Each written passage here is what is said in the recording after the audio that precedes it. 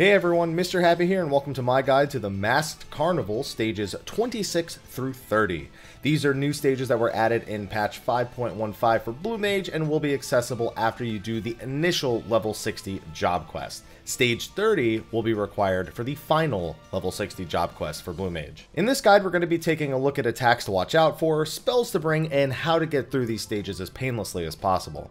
Oh, and yes, before you ask, I do plan on remaking the stage 1 to 25 guide because, well, I pretty much just recommended you only self-destruct and final sting through half of those, and since then they've made it so you can only self-destruct or final sting once every 10 minutes. So per stage, you're probably only using either of these a single time, most likely in the final act.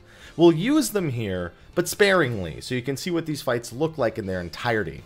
I also accidentally didn't use Ethereal Mimicry for any of these but number 30, but that shouldn't pose any concern, just means you'll have a better time than I did.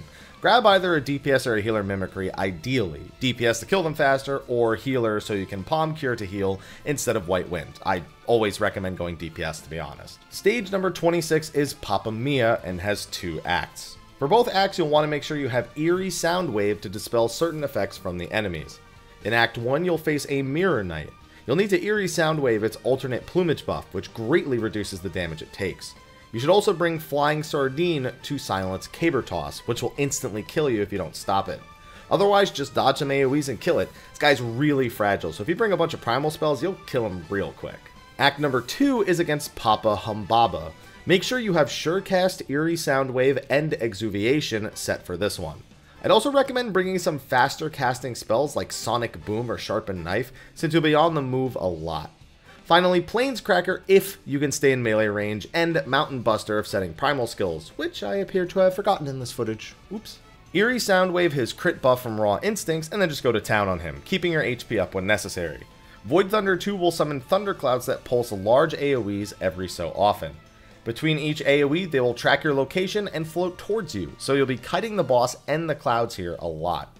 When you see a marker over your head, use Surecast to prevent the knockback from the Humbaba's dad joke skill. Yes, it's seriously called that. When it casts Void Thunder 3, use Exuviation to get rid of the dot that it puts on you as it hits quite hard. Other than that, it's just a patient kiting game.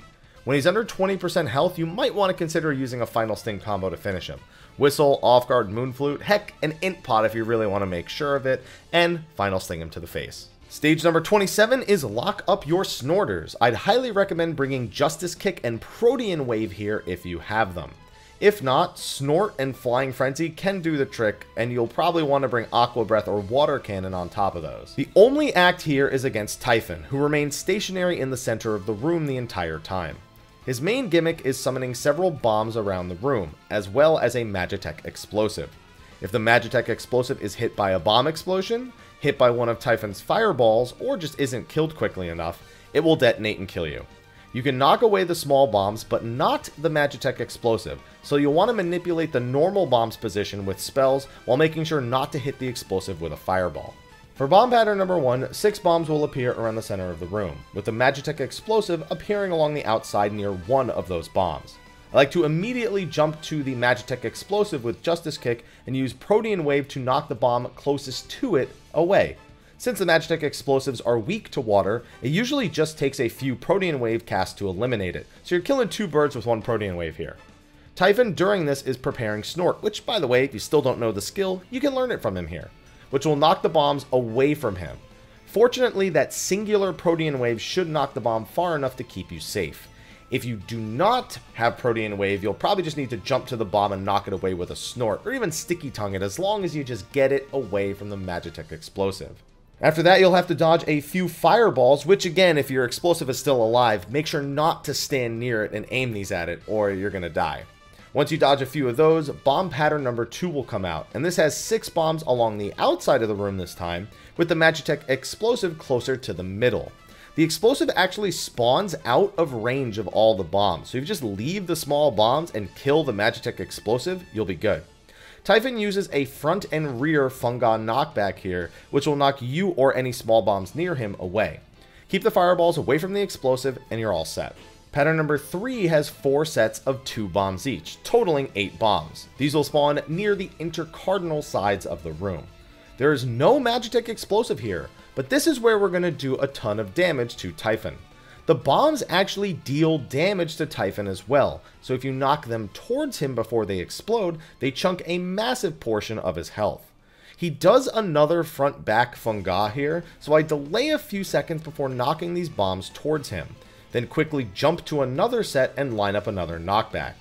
Optimally, you can hit Typhon with 4 bombs here, which puts him low enough to final sting. If you're really crafty though, you can hit Typhon with 2 bombs during the second bomb pattern as well. I do so with Protean Wave here. With these 2 extra explosions, he dies on Wave 3's bomb explosion. If you don't kill him with bomb pattern number 3, don't worry, he just repeats the previous bomb patterns again until you defeat him. Stage number 28 is Dangerous When Dead, which puts you up against Durin. You'll need some fire damage spells here, though you won't be using them on Durin, as he does resist them. So Eruption and Flamethrower I'd say are must-haves. Bring Sticky Tongue as well for some of the adds, and Toad Oil for sure to reduce some of the damage you'll take. Finally, be sure to bring the Flying Sardine to silence the Cackle spell out of the boss. This fight has a few simple gimmicks to follow. For one, heal to full anytime you see Doom impending casting. It dooms you and makes you uncurable for 10 seconds, but the Doom will be removed if you're at full HP. Then the boss uses March of the Draugr. This summons a different set of adds every time the boss uses it. The first set is just an army of weak undead, all weak to fire. The second set is 4 soldiers in each of the cardinal directions of the room. You'll want to Sticky Tongue them to the center one by one, and then AoE them down once you've got them rounded up. Alternatively, you could use Eruption and Fire Angon to deal with them, but I prefer to just Sticky Tongue them to the center. March number 3 summons 4 warriors, which will fortunately come to you. Unfortunately, they do so with a damaging gap closer, so watch your health here and AoE them once they jump into range. March number 4 is the final march and will summon 2 Gravekeepers. They auto-attack pretty hard and use Nail in the Coffin as an instant tank buster. Burst them down and stay alive. Between marks, Durin has a few other attacks. Hellblar's Shriek is a basic room-wide AoE, so just watch out for that. Necrobane puts puddles on the ground that put a dot and the death becomes debuff on you when you stand in them. When Durin casts Mega Death, make sure you are standing inside of a Necrobane puddle or it will kill you.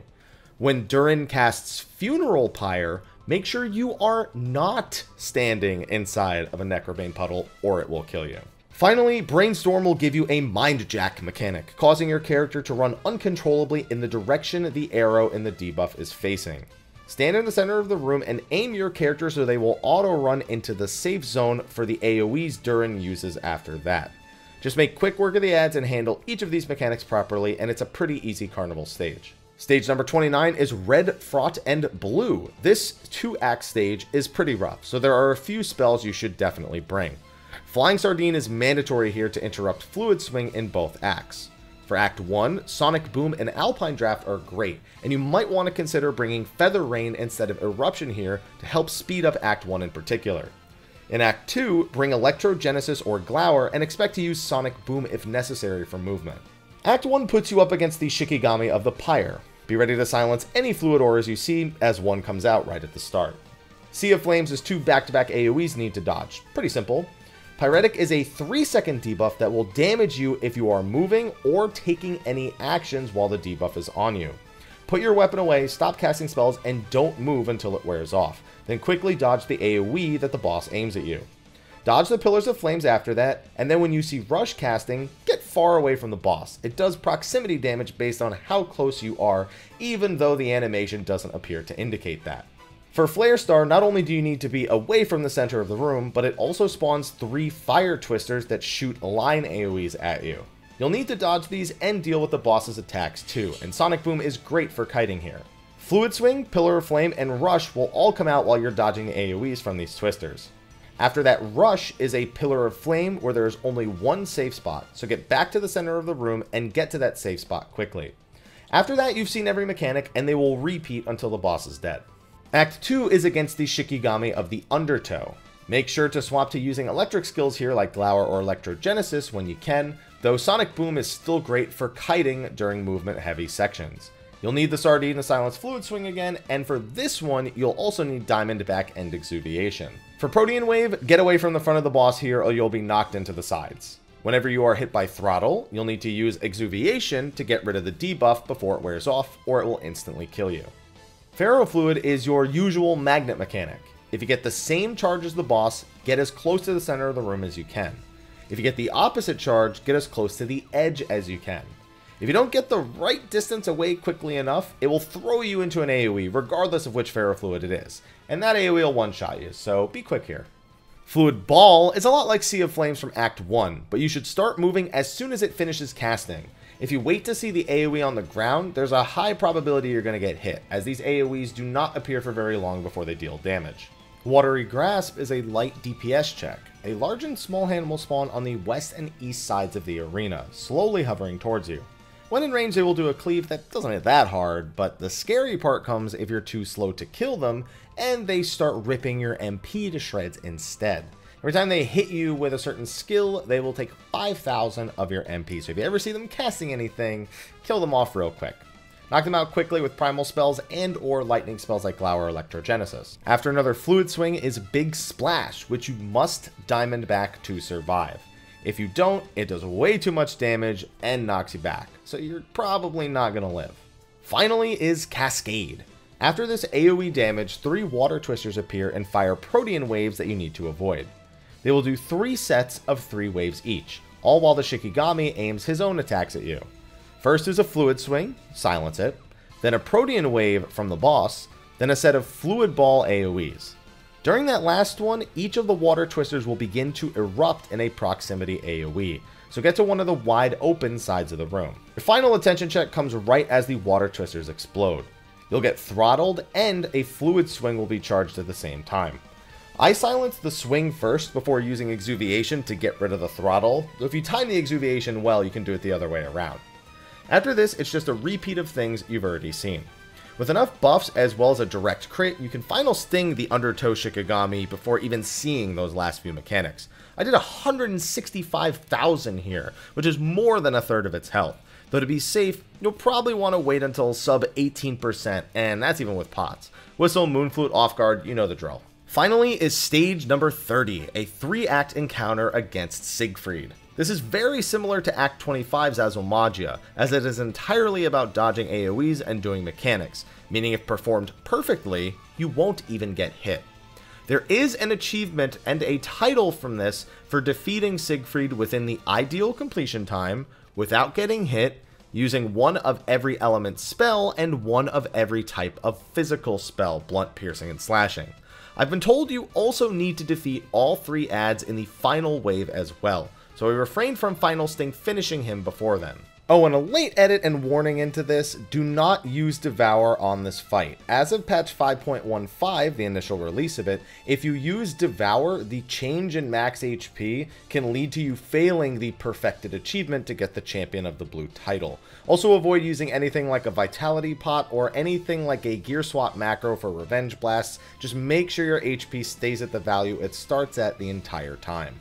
For Act number 1, Siegfried opens with Magic Drain. While the debuff from this is up, he takes no magic damage and reflects some damage back at you. Stick to physical spells like Sharpened Knife and Flying Frenzy for the first 30 seconds. Flying Frenzy is great in all 3 acts to chase him as he jumps around the room. You'll need Exuviation for this first act to remove the bind from Ankle Graze. After this, you can dodge 4 AoEs from the Hyperdrive skill that casts before Siegfried jumps away. Once he jumps, he'll cast Magitech Explosive, placing a bunch of bombs in all but one small part of the room. He'll then use Rubber Bullet to knock you back, so identify where you need to be knocked back and line it up. After this, Act 1 just repeats over and over again. If you take too long, he can use Magic Drain, but most likely you'll defeat him before you have to see it a second time. Act 2, you are free to damage him with whatever spell you choose, though Sharpened Knife and Flying Frenzy are still both great here. In this round, he starts using Law of the Torch a lot, forming 3 conal AoE knockback zones to avoid. His big mechanic here is his Steel Trio. First, he'll use Swift Steel, which knocks you back slightly, also spawning circle AoEs and a donut AoE around the center. Just take the knockback and adjust into the safe zones after. After Swift Steel, he'll immediately jump to you and use Spark Steel to put a fire puddle on the ground you want to avoid. I just place it wherever I dodge Swift Steel, worked fine for me. This then causes several pillars of flame to erupt from various locations you'll need to avoid while doing the final mechanic, Shatter Steel. This hits the middle of the room with an ice AoE and summons 7 ice bombs around the center, all of which will explode in an AoE when it finishes casting. one section of the pattern is open, signaling which spot in the room is safe to dodge the ice explosions. You might want to consider using Final Sting here instead of Act 3, as you can avoid this mechanic entirely in Act 3, and if you're going to get hit, this is probably the mechanic most likely to get you. Once you do this, he just jumps around and spams Law of the Torch, so follow him with Flying Frenzy and finish him off. If you take too long, he will repeat the Steel Trio again. After watching the footage though, it might be safer to try and get right back to the very center of the room to drop Spark Steel, as it may get in your way if you happen to get bad RNG on the Ice Bomb, so maybe try to drop it a little bit closer to the center. Act 3 is a combination of the previous two acts, though if you're quick, you can actually cancel most of Siegfried's attacks here. He'll open with Magic Drain, so no magic at the start. After this, he summons his first clone. These clones resist a lot of damage types, so trying to stick to their weakness makes them much easier. The first clone is weak to ice, but is susceptible to most magic. I just use Eruption, Shock Strikes, and Glass Dance in the footage, and that's enough to kill it thanks to a direct crit. But any magic of those three elements to follow up with should make sure that it dies. Otherwise, you can also use Ram's Voice or Northerlies here, just as long as you don't hit Siegfried, the main one, who still has Magic Drain. If the clone dies in time, you'll skip everything here. If not, this clone specifically focuses on using Swift Steel and Law of the Torch. Clone number 2 comes out after an Ankle Graze Hyperdrive combo from the main Siegfried. You'll need Exuviation here again just for that. No Magic Drain during this though, so no fears. The second clone is weak to Wind and focuses on using Spark Steel and Law of the Torch. Alpine Draft or Sonic Boom will kill him in a few casts, but if you don't have those, just make sure to avoid using physical or fire-based attacks. It's probably safest just to stick to unaspected magic in any case that you can't match the element that these enemies are weak to. The final clone comes after Siegfried does another Ankle Graze Hyperdrive combo and recasts Magic Drain, so again, be on the lookout for that. Just watch where your spells are aimed while you kill the final clone. This last one is weak to fire and is resistant to ice. I just did Eruption plus 2 bomb tosses on him to quickly dispatch him. I swift casted one of them just to make sure it went quickly. If you don't kill it, he will use Shatter Steel plus Law of the Torch, which, like I said, is probably the worst of the batch to actually deal with, especially considering that the main Siegfried is still jumping around trying to aim Law of the Torch at you during all this. With that though, finish off Siegfried and hopefully you're a champion of the blue. Just mind that obviously I didn't use every different type of spell in my recommendation. I mostly just gave you advice on how to avoid everything and gave you some crucial spells to actually defeating him. If you do want Champion of the Blue, make sure to throw on all the remaining spells that cover the elements or physical types that I didn't recommend in my actual gameplay. Though now that I think about it, Sharpened Knife, Flying Frenzy, and Final Sting would all cover the physical types, so it's really just going to come down to the magical types and if you brought all of those. And that's going to be a wrap for my guide to the Masked Carnival stages 26 through 30. If you have any additional tips, throw them in the comment section of the video below. One such thing that I know I've seen people recommend is to use Self-Destruct to finish the last clone plus Siegfried, since it is an AoE, but that can be a little bit riskier to do, so I've played it safe and just took care of the clone first. Anyway, be sure to like, favorite, subscribe, and share, and I'll see you in the next video. Until then, take care.